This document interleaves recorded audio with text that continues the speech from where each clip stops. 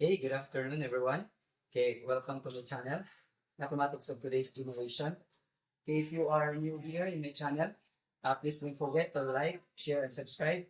At pakihit na rin sa notification bell para kayo sa mga kanibawang videos na i-upload ko. Okay, so by the way, if you are a mathematics contestant, a math coach, or a mathematics enthusiast, then this tutorial is for you. So without further ado, okay, let's begin. So we are now on problem number 13. Okay, simultaneous equations number 1.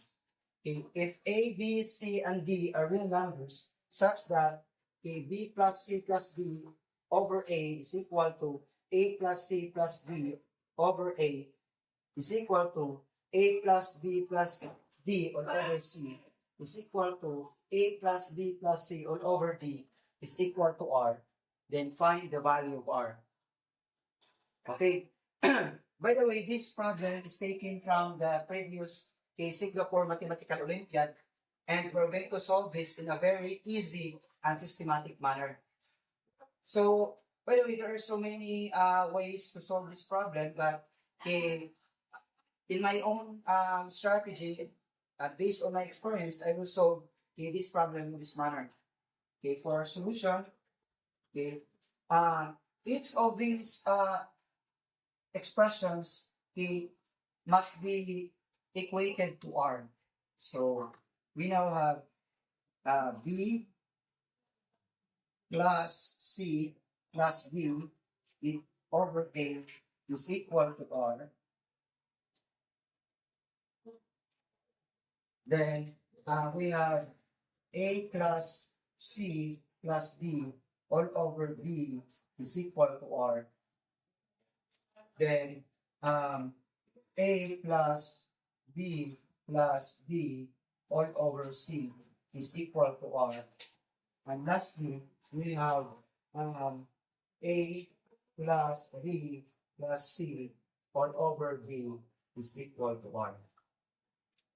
Then we're going to cross multiply this one. So we now have, by cross multiplication, this follows that B plus C plus D is equal to A times R, we have AR.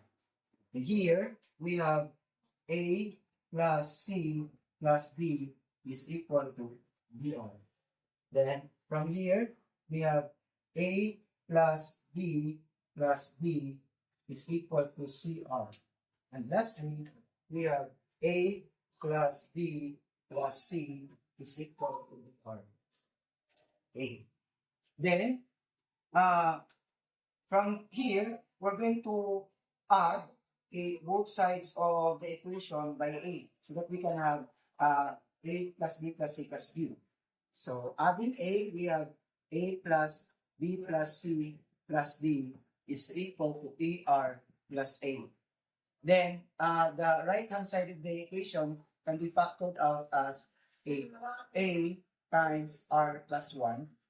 We have A plus B plus C plus D. Okay, so this would be our equation, number 1. Okay, or equation number star. Okay, pwede rin. Then, this equation, so we're going to add a B to both sides of the equation. So we have A plus B plus C plus D is equal to BR plus B. Then, we now have A plus B plus C plus D.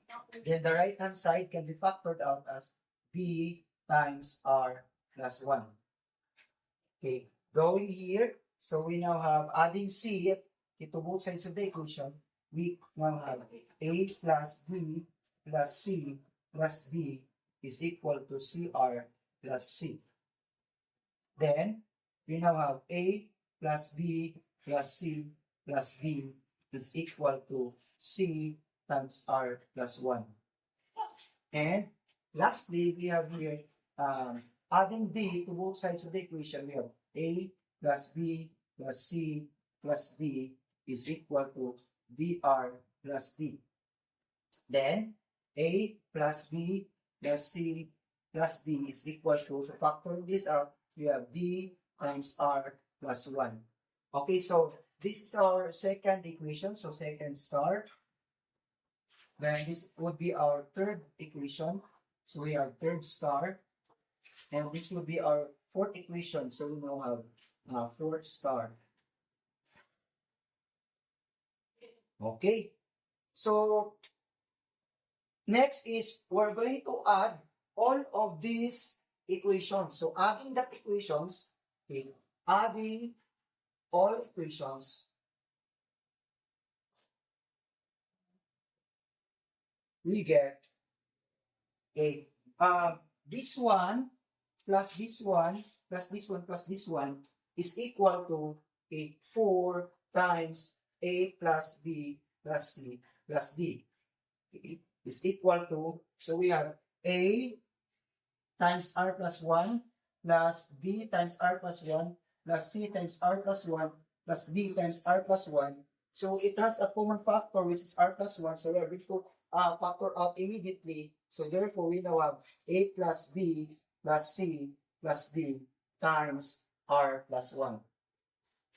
Okay. So we're going to apply here some minor analysis. Okay, because we do have two cases here. Okay, so case one,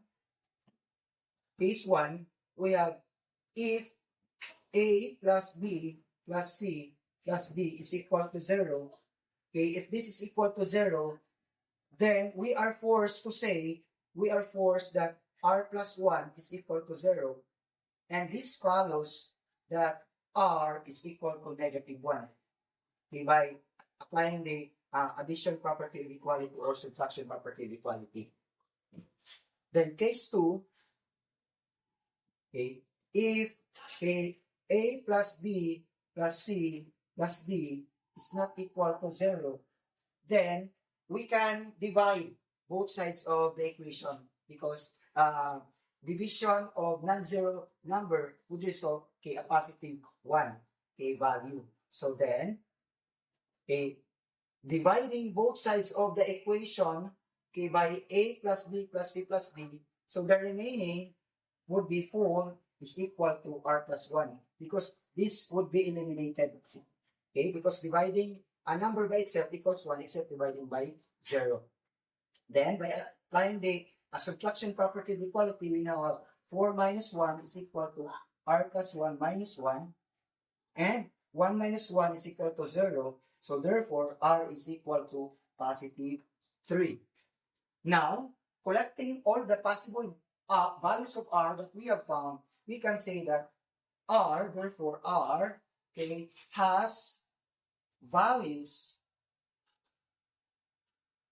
okay, negative 1 and positive 3. And I think it's a good place to start.